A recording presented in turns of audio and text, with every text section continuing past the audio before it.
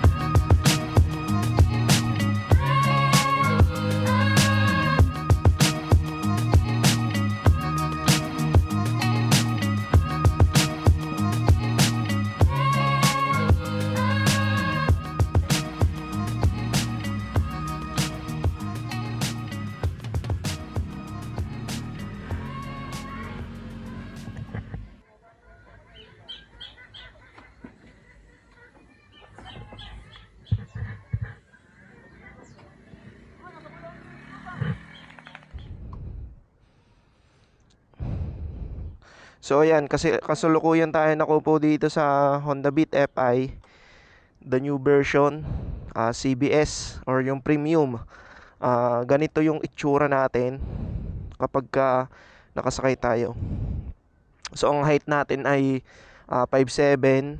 Then yan, mapapansin nyo, napakalaki pa ng legroom. Tapos komportable. Ang mapapansin nyo lang talaga dito kapag sumakay kayo dito sa Honda Beat FI, ay gawa ng mataas yung legs nyo, nakataas yung mga mataas yung posisyon ng paa nyo, kaya parang kayong nakaupo lang sa sa sopa, no? Hindi katulad ng mga Mio sa Yamaha, no, mga tuds, na medyo mababa yung foot or yung paa nyo sa lupa or sa gulay board. Yan, katamtaman lang yung laki ng gulay board. So, ride na natin to, mga tuds. So, ayan mga tuds, no? Kapag bubuhayin mo siya, ayan, no? Andito yung, makikita nyo dito yung speedometer. Ayan, nandyan siya. May, paangat effect pa siya kapag binubuhay. Tapos ito ay digital odometer. Tapos makikita mo din dyan yung fuel gauge or yung kanyang fuel tank capacity or yung kung gaano kadami na yung gasolina nyo, no, mga tuds. Tapos dito naman sa tatlong butas na to or parang bintana, no, yan, nandyan yung dyan yung high beam. Tapos yung sa placer indicator. Tapos yung tapos yung sa check engine, no? Ayan. Tapos yung eco kapag ito naman nasa throttle response or depende sa throttle nyo, iilaw to, no, mga tuds. So ayan, natakbo ng motor natin or natakbo ng motor ni tropa. Shoutout kay Edelbert, no, kay DOS. 3,156. So ayan, typical na Honda motorcycle. Ang masasabi ko dito, mga tuds, kumpara do sa previous model, kasi personally meron tayong Honda Beat mismo, yung Beat Street, kulay orange at gray yung kulay. Mapapansin nyo sa unang andar niya, mga tuds, parang ando doon yung yung vibrate. Kasi kung hindi ako nagkakamali, mga tuds, nakalagay na makina dito ay yung galing sa Genio, Honda Genio, yung classic model or yung parang classic bike ng Honda na nauna, bukod pa sa Giorno, no? Kapag pagka binibirit mo ganun, ramdam mo yung vibrate, malakas bumibrate ng mga tuds. Tapos iba din yung tunog ng makina ng mga tuds, oh. Yun. Let's go. Pakita ko sa inyo. Pero pagdating naman sa, ayan yan, ginera na. Hey! Shh! Hey! Shh! Hey! Shh! Hey! Shh! Kung pinatay ng manok. Shh!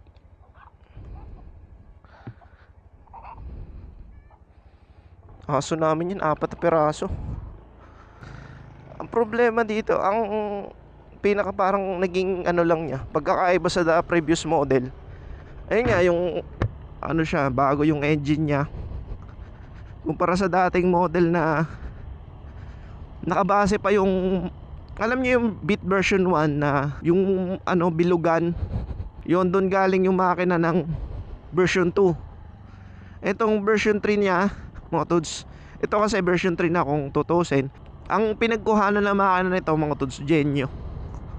Although hindi pa naman tayo nakagamit masyado ng Genio, pero doon sa bodyworks ng Genio kasi parang hindi nararamdaman doon yung vibrate.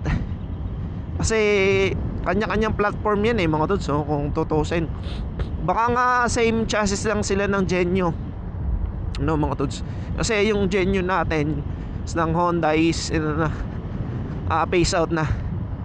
Gawa nga ng siguro dahil nga may ang sales, kukunti yung yung may gusto, so pinalit nila Giorno. So hopefully makapag-ride ulit tayo ng Giorno, mga tods.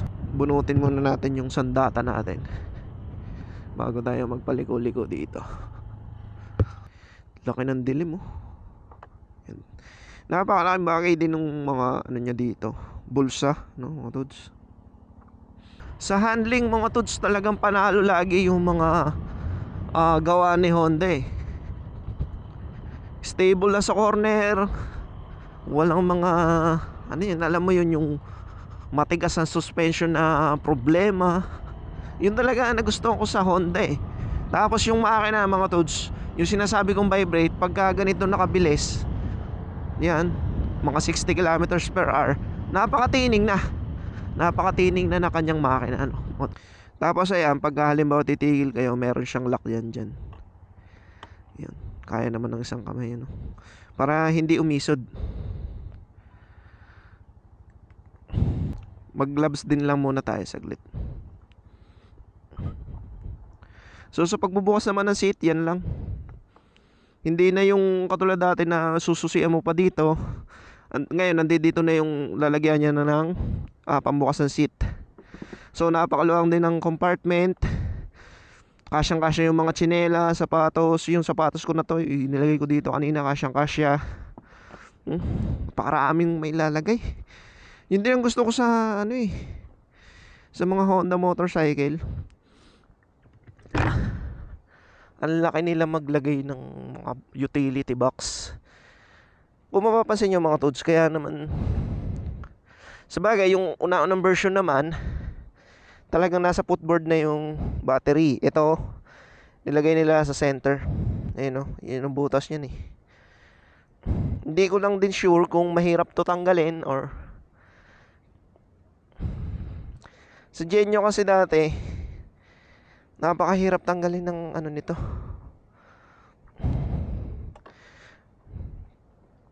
Napakahirap tanggalin ng battery or ilagay. Ewan ko lang din dito, siguro in-improve na ni Honda yan. Let's go.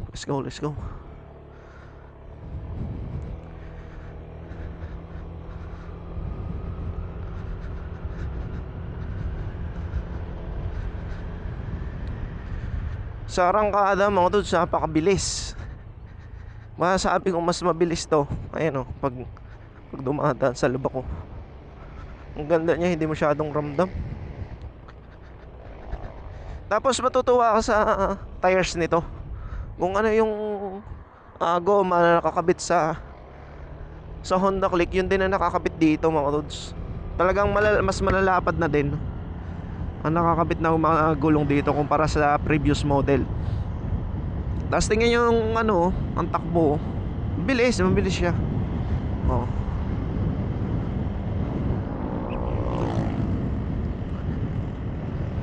Last ako nag-improve din. Mas lalong pina-improve ni Honda yung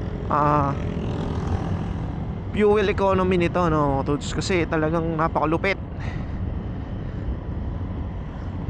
Ang smooth ng napaka-smooth ng takbo mga tods.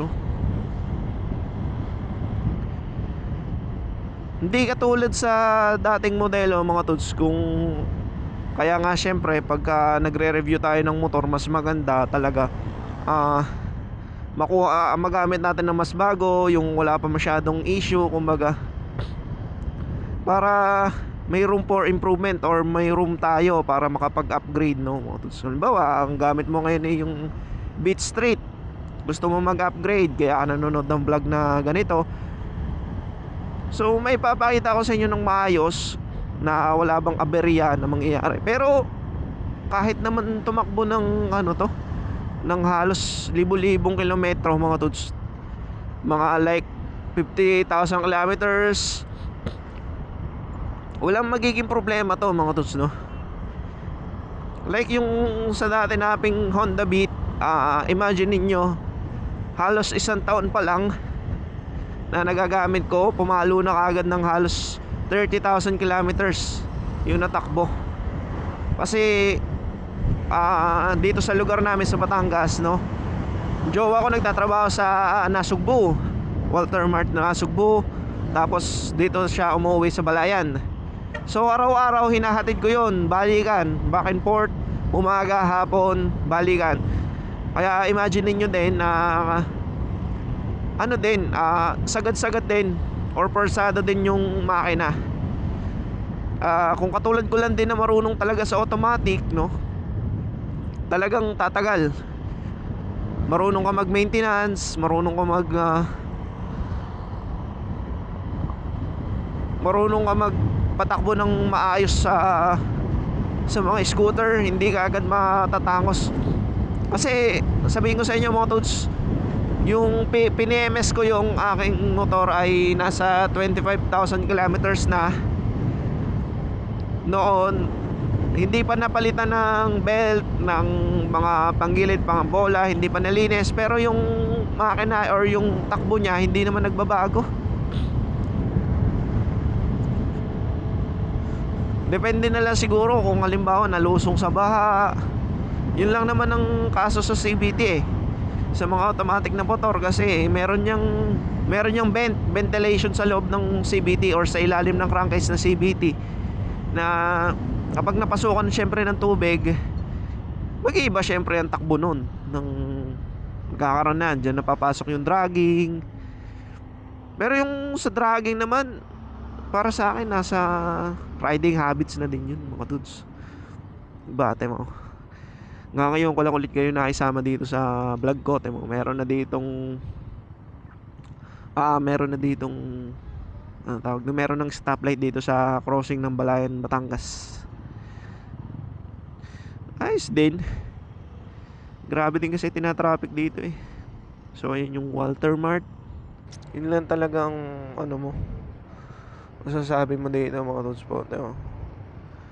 Ewan ko kung kita sa video, pero kumakatal yung parang may dragging na kagad ng siste.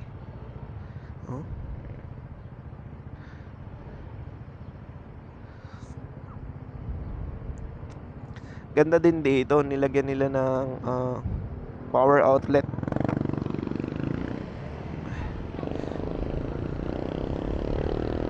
Ang tinanggal lang nila dito ng Honda na yung idling stop system.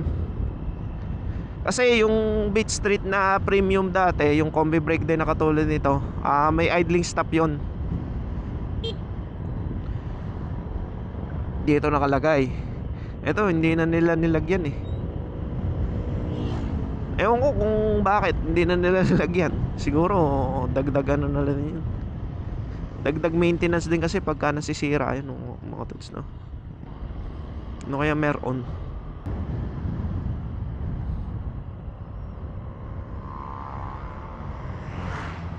Uy, LTO yan mga toads. LTO mga toads. Tayo malakas ang loob natin tayo kompleto naman si tropa.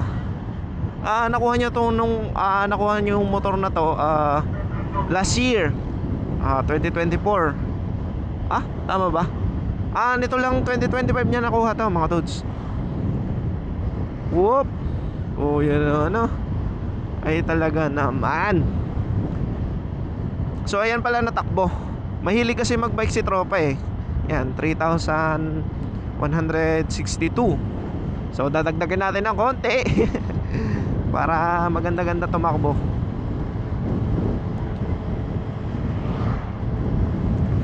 Napaka-stable mga toads sa high speed. Napaka-stable pagdating sa halimbawa may konting bumps. Napaka-stable ng pakiramdam mo. Hindi ka basta-basta yung kumbaga papalag-palag, ganun. Parang may violent reaction pagka dumaka ka ng konti sa lubak, no? Ito napaka-smooth Kung smooth yung dating modelo, mas smooth tong ginawa ni Honda dito, toads. Talagang maniwala kayo sa akin, talagang napaka-smooth ng ginawa ni Honda dito. Gusto ko din yung ginawa nila dito sa dashboard. Although hindi na nila masyadong binago, analog pa rin, analog tapos digital speedometer, odometer, na kapag halimbawa kukuha ka ng second hand na ganito sa kasa nahirapan ka i-identify kung ano yung odometer, kasi pag nakapatay ang susi, nakapatay din yung odometer mo, mga toads. Ang makita mo lang talaga itong analog speedometer na ano, mas maganda sana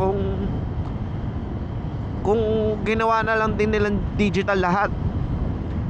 Although ito namang analog na to, ang nagpapagana dito hindi na cable type. Ang nagpapagana dito digital na din, de-sensor na din. Sa likod na gulong naman, no, mga toads.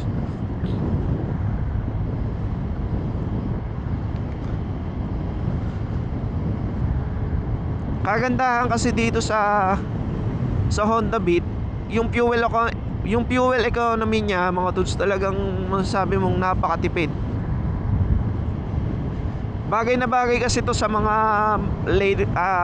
lady rider na pangpamalengke, yung kumbaga panghatid sundo lang sa mga junakis nila, di ba?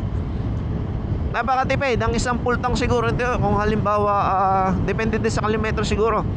Kung halimbawa mga 10 kilometers or more yung binabiyahe araw-araw, sabi ko sa inyo mga tods, aabot ng 1 linggo or 2 linggo mahigit pa yung full tank nito.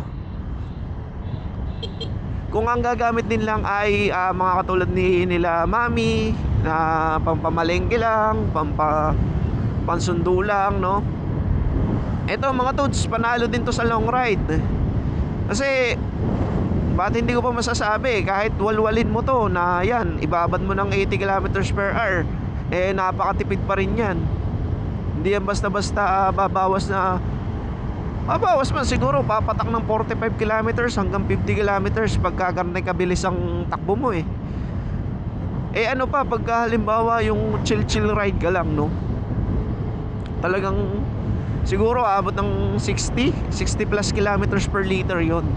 Kasi dati ang claim na ng Honda nasa 60 plus, 62 ganyan, 65 kilometers per liter. Diba, matipid pa nga halos sa XRM eh. Pero wala naman tulak-abigin talaga sa mga Honda, kasi talagang sa engine layout pa lang mga toads, talagang malupit. Alam mo kung bakit? Kasi napakaliit ng ginagamit na piston ni Honda dito sa mga ganitong motorcycle. Balance, kung tawagin balance crank, kung tawagin, mahaba yung stroke, hindi naman kalakihan yung piston, no? More on torque ang datingan ni Honda. Kaya kung halimbawa ilalaban nyo sa ibang motorcycle katulad ng Suzuki, yun, ang Suzuki, kahit na mga low displacement na mga motor nila, ang layout nila is overbore yung mga toads.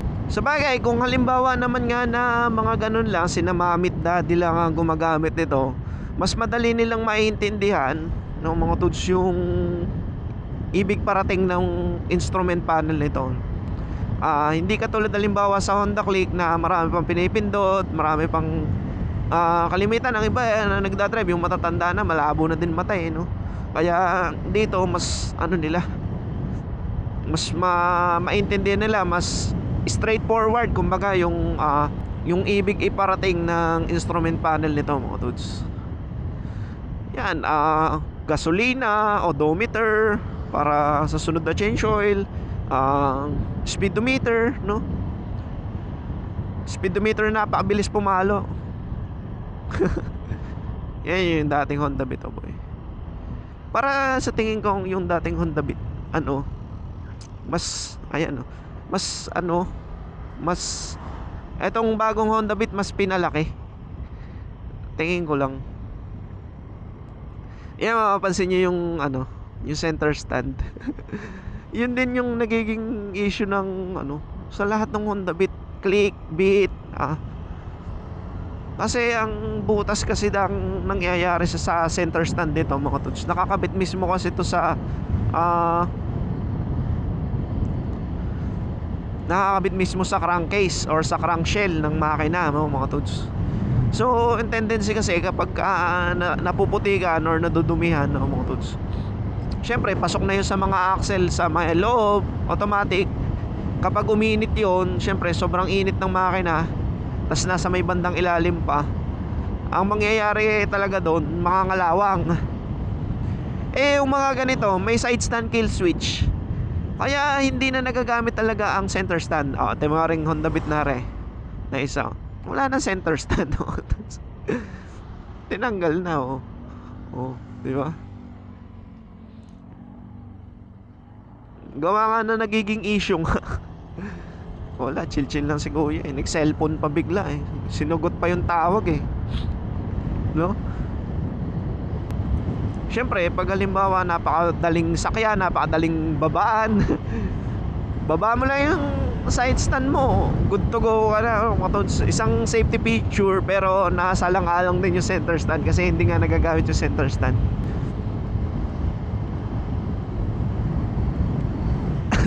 Halimbawa sa parking ng mga mall, ng mga sa palengke, ano pa ba namang gawin mo pang center stand yan, di ba? Maliban na lang kung talagang malinis ka sa motor. Yon, pag malinis ka sa motor, hindi mangyayari sa iyo yun, katulad ng sa motor namin na dati na gumanit din, medyo gumanit din, pero naagapan ko naman, nilagyan ko ng WD-40 langis, no? Tapos binomba ko ng tubig, ng pressure washer para matanggal yung kalawang. Yun lang naman ang issue na nakikita ko dito. Tapos yung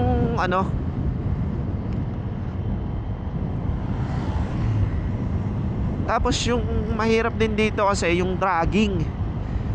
So kaya siguro binago ni Honda yung makina or engine layout. Ginawa niya pang Genio. Yung makina nito is para malesen yung dragging. Kasi malakas drummaging yung yung dating modelo, mga tuds. Yung makina nun. Mararamdaman nyo naman din kung halimbawa owner ka ng Honda Beat Street, tsaka nag-upgrade ka, maano mo din naman na magkaiba talaga makina, mga tuds. Pero yung panggilid, sakto-sakto lang, no, mga tuds. Swak-swak lang sa isa't isa yung nito. Swak lang sa isa't isa yung anong tawag dyan, mga panggilid, mga torque drive, no? Pero hindi pwede yung hindi pwede ikabit dito yung pang Honda Click. Lasa ko iba yung parang pinaka crank, yung pinaka bang tawag dong axle, crank axle ba yung tawag dun? Ayun naman, napakaganda ng throttle response ng motor na to, mga tutso. Mamaya try nating i-top speed.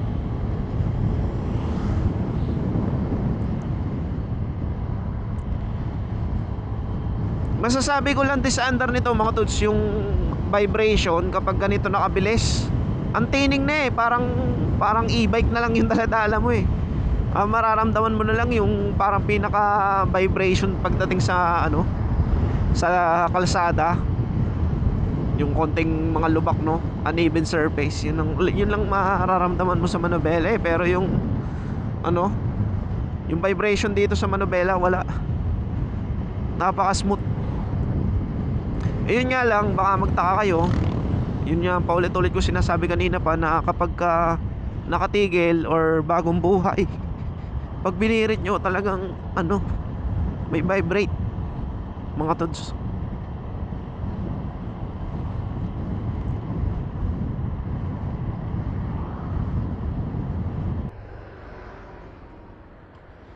Check ko lang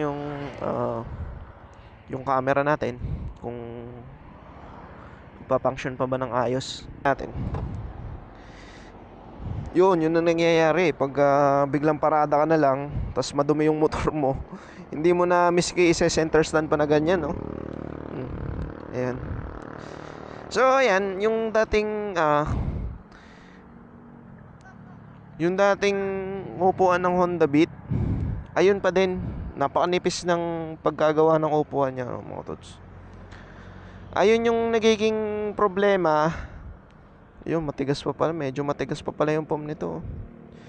Pag sa long ride, no, mga tuds, pag maliit yung nakasalo sa puwet mo, talagang masakit. nandoon yung ngalay factor kapag long ride na. Pero yung overall na quality ng upuan niya napakaganda. Yan oh. Butas-butas.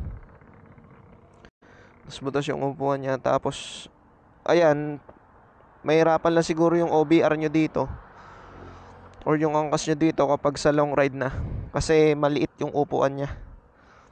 Bagay, ganun naman lagi talaga yung gawa ni Honda eh. Tapos pagdating dito sa sa rider, wala, matigas din. Matigas yung upuan niya mga tods. Kaya siguro ready na lang din kayo magpahinga pagdating sa long ride. Nangingimay na nga din yung puwet ko eh, kaya tumigil tayo. Let's go.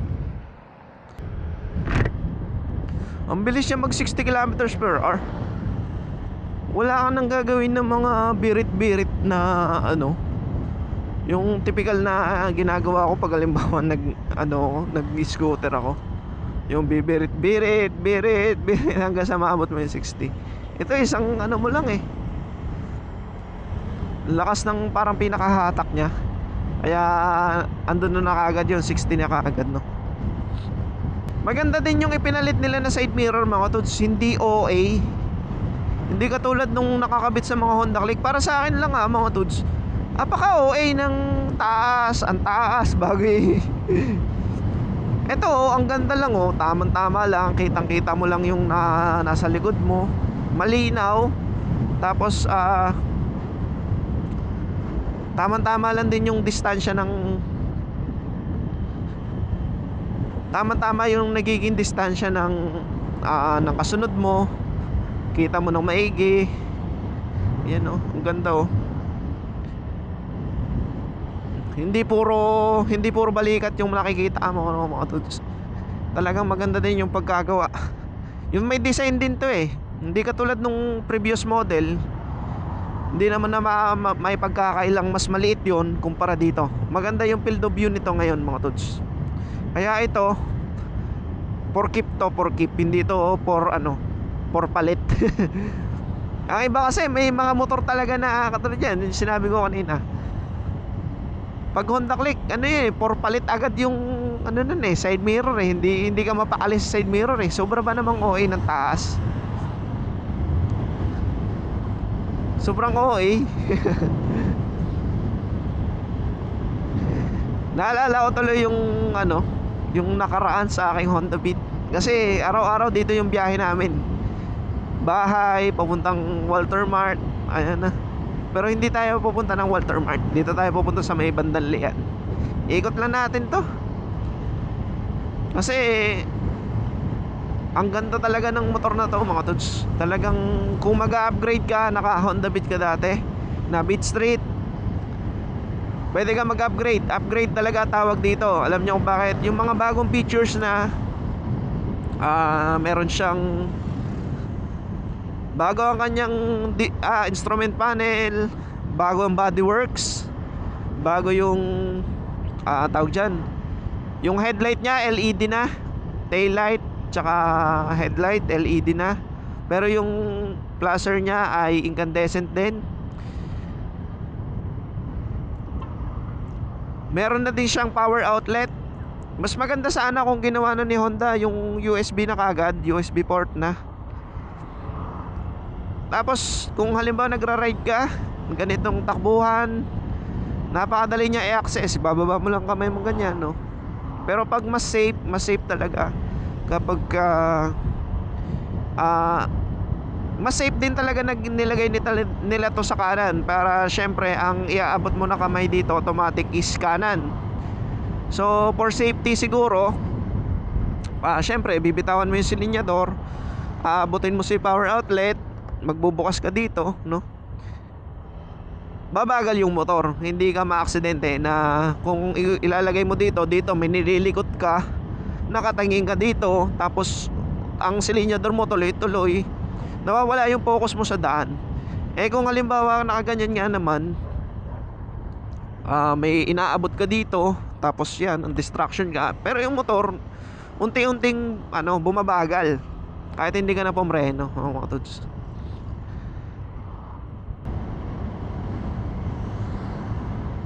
Napakasarap tumakbo mga tods.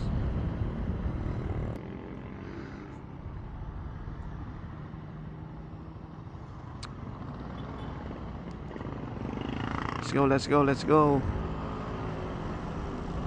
Ito mo naman yung arangkada, 40 agad to. Ewan ko, advance ba to o ano? Pero mabilis din eh, na-overtaken natin tong ano eh. Maabutan kaya agad natin yung mga sinusundan natin eh.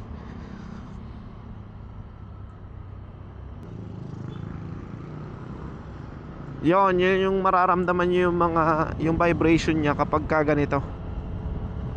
Pero pag tumining na, wala nang vibrate. Pero ano ba yan, mga ganitong takbuhan, you know.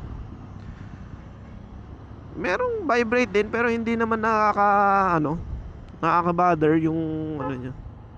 Yung vibrate niya na to the point na parang mamamanhid na yung kamay mo. Or depende din sa nahawak eh. Eh ako, sanay naman ako magmotor. Sanay na ako sa vibrate eh. Ayun o. Pero pag yan, binirit mo, basta tumining na talaga yung takbo niya. Ayun o. Ayan. Hindi man kita sa video, pero yun ang aking nararamdaman dito sa motor na to. Nice. So try natin top speed dito. Ang ganda ng daan no. Aswin natin. Tingnan mo naman no, gaano katulin yan mga tuds oh.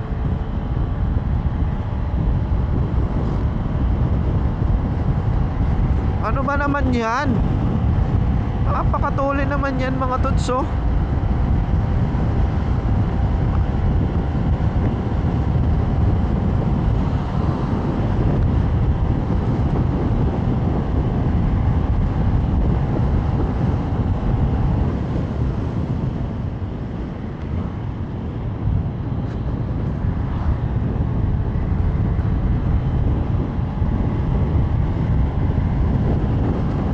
Mo 100 mo. Ah! 100 mo idol. Ayan na, kakunti na, 100 na. Ayaw mag 100. Ay. Top speed natin 99 kilometers per hour. Pero mabilis yan na abot mga tuds oh. Bawa yan 80. Biratin natin oh. Oh. Biratin natin. Ang bilis niya umangat eh. Ang bilis niya humatak mga tots eh. Apakaganda eh.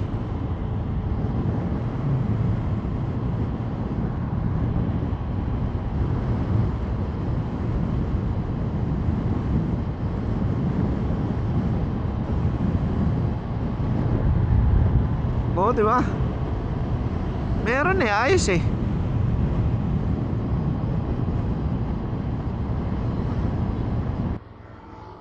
Braking power mga tods, napaka-friendly ng braking power mga tods. Talagang pang beginner or di kaya pang ano siya, pang mami. Pwede din pang tita.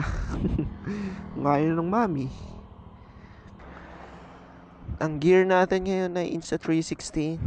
Ayan, ang hindi sponsor ng magazine magazine ang video na ito, pero yan, ito yung gamit nating na lalagyan na din siya, you know. Tapos charger na din siya oh. Kaya halimbawa pag may power bank ka, lalagay mo dito sa loob, nagcha-charge siya habang nagagamit mo yung ibang batteries, no? Palit muna tayo.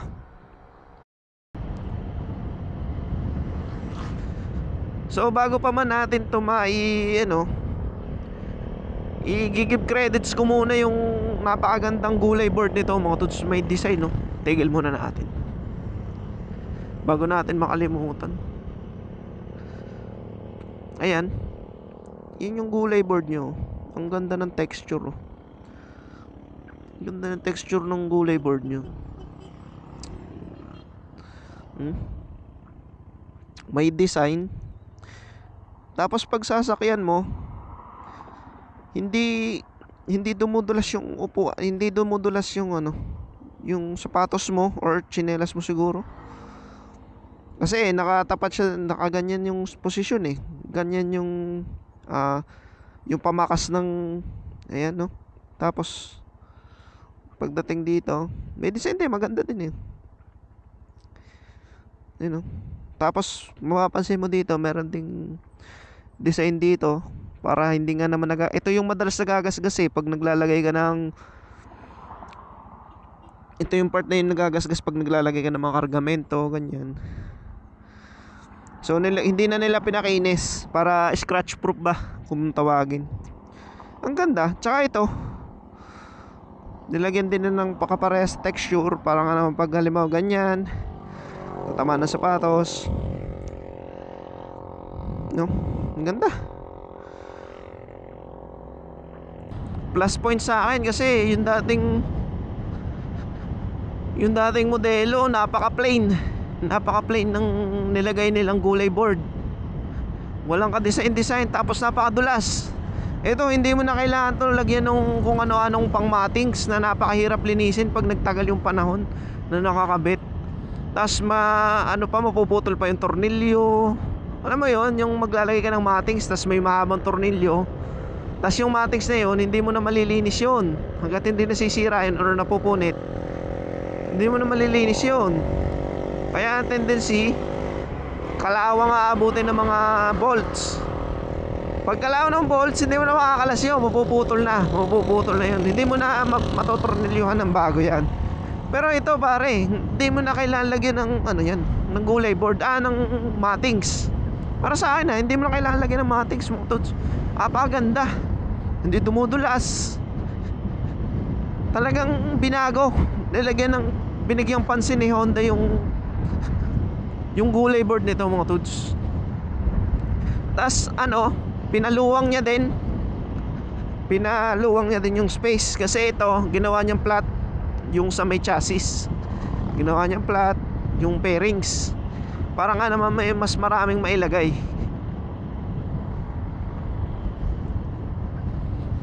Paganda. Dami palang bagong features nitong Honda Beat FI. Honda Beat FI premium model yung gamit natin kasi combi brake. Isa din yun sa nakapagbigay dito sa Honda Beat ng affordable price. Kasi nga naman pag halimbawa pag sinabi mong premium kasi sa Honda, automatic naka ABS yan eh. Pero dito hindi na nila ginawang ABS, ginawa na lang combi brake. Kasi ano pa man ang mangyari, mga dudes, talagang mas malakas ang preno kapag sabay yung preno talaga. Kaya para doon sa hindi nakakaalam, hanggang ngayon hindi pa alam yung combi brake system, no, mga dudes, na napakatagal ng flagship ni Honda na technology pagdating sa scooters, lalo na sa scooters. Nung kapag pinisil mo tong likuran, automatic na nagpepreno na din tong unahan. May cable din na nakakonect dito papunta dito sa unahang preno. Kaya pagka pinreno mo tong unahan or yung likodan, bawa 100%, ang kabtel ng unahang gulong ay nasa 40 hanggang 30% siguro. Depende sa adjustment na kasi cable type nga na-adjust. Then dahil din sa pagka-cable type niya, napakadali niyang i-maintain. Bawa, naluma na motor mo, papalitan mo lang ng cable para dumulas ulit yung niya. Tingnan mo, pagka mga biglang prenong ganyan, napakalupit eh. Napaka-friendly ng, hindi siya yung bigla-biglang yung tipong i-slide na. Kasi nga yung target user ni Honda dito is yung mga beginners, mga babae, lalo na sa mga babae. Kaya yung preno hindi violente, pero andun yung kagat niya, nandoon yung power niya. Kaya hindi mapapagkaila na yung mga may preno na ganito is talagang mabenta pagdating sa Honda motorcycle, katulad ng Honda Click.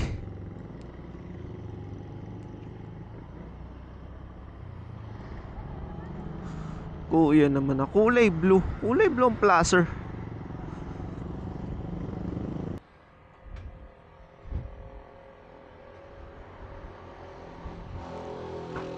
Te, may tinda kayong radiator ng sniper? Oh, wala. Ano pa ba may tanong? Full shifter. Wala din. Thank you po.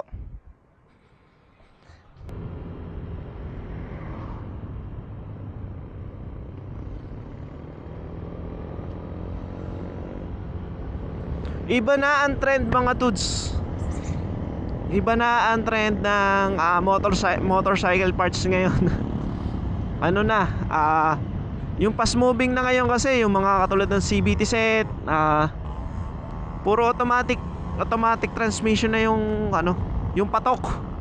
Puro scooter katulad nito. Hindi ako nagtanong ng parts nito pero may project kasi kami nito na tropa. Naka-sniper na siya ngayon. So, ang balak niya gawing street GP. Street GP concept, pero yung gusto niyang concept, yung siya masusunod na concept. Pero yung niya, inspired siya sa street GP. Why? Hindi mo napansin ang LTO Naaliw ko masyado doon sa LTO. Hindi ako nakada sa shop. Iba na pala yung uniforme ng LTO ngayon, no, mga tods. Hindi na sila masyadong halata. Para silang OJT ng alam mo yun, yung sa PNP. Yung sa criminology, para silang OJT ng criminology yung style nila, mga tods. So mga tods, bumalik tayo uli dito sa may Gumamela, sa may Shell Gumamela, para kumuha ng jersey. Ang hanap buhay kasi namin or business namin kasi ay gawaan ng jersey. So ayan mga tods, kitang kita nyo naman na naglagay tayo ng kargamento. And then saktong sakto siya. Mga mga jersey mga tods. Ganda tumakbo na re. Ganda tumakbo. Na? Ay malaking tao naman yun. Click.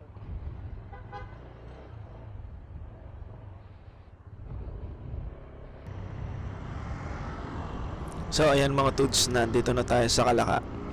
So sama ko na lang or idaan ko na din lang kayo dito sa shop namin sa Kalaka. So share ko na lang din mga tods na ito yung aking pinagkakaabalahan nitong mga nakaraan. Kaya bihirang-bihira na tayo makapag-ride or makapag-upload dito sa channel.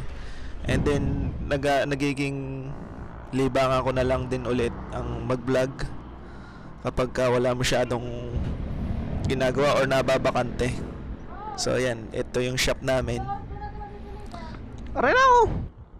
Nagdala ka ng mga pambentang short? Hindi pa. May customer ako, walang warmer. Nagpasa side design? Hindi pa ata. Magagasla ako. Magagas lang. So syempre mga tods, papagasan muna natin bago natin isole yung motor kay paring Dos. So kung kayo ay taga Balayan, Kalaka, Lemery, so merong malapit na tahian or gawa ng jersey dito sa kay Sumbing, Kalaka, Batangas na mga tods. Daan na lang din kayo. Salamat.